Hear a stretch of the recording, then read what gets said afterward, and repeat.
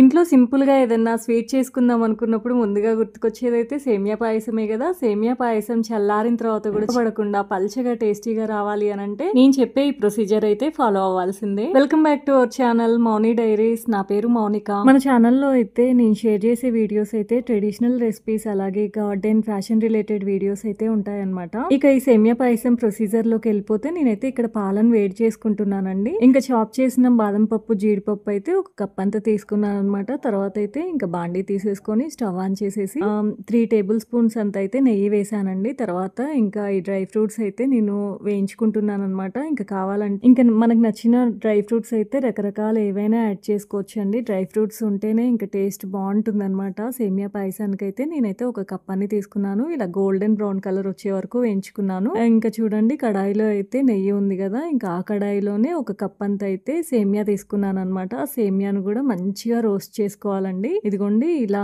Golden brown colour అయ్యే వరకు వేయించుకోవాలన్నమాట. ఇలా మంచిగా వేగిన తర్వాత అయితే నేనైతే పాలను తీసుకుంటున్నాను.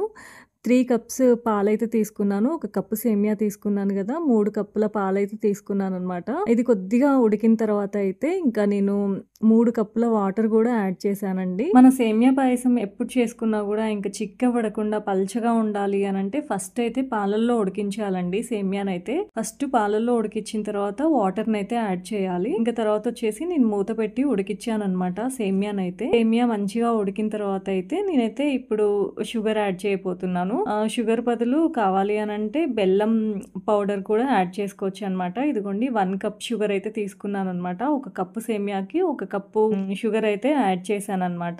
షుగర్ మొత్తం ఇంకా ఈ పాలల్లో కరిగిపోయిన తర్వాత అయితే నేను ఇలాచీ పౌడర్ వేస్తున్నాను అనమాట. ఇలాచీ పౌడర్ వేయడం వల్ల అయితే అందరికి తెలిసిందే కదా, మంచి ఫ్లేవర్ వస్తుంది. ఇంకా లాస్ట్ లో వచ్చేసి డ్రై ఫ్రూట్స్ అయితే యాడ్ చేశాను అనమాట, ముందుగా వేయించి పెట్టుకున్నవి. అంతేనండి. ఇంకా ఇక్కడైతే నేను స్టవ్ ఆఫ్ చేసేసి ఇంకా మూత పెట్టి క్లోజ్ చేశాను అనమాట. చల్లారిన తర్వాత కూడా చూడండి నా సేమియా పాయసం అయితే ఎంత పల్చగా ఉందో. ట్రస్ట్ మీ అండి, అసలు నేను చెప్పిన కొలతల ప్రకారం సేమియా పాయసం ఇలా చేస్తే అయితే అసలు చాలా బాగుంది. టేస్ట్ అయితే మీరైతే కంపల్సరీగా ట్రై చేయండి. Thanks for watching till the end. ఒకవేళ నా ఈ వీడియో నచ్చినట్టయితే ఒక లైక్ చేయండి. See you on my next video. Until then take care, keep smiling. Bye bye.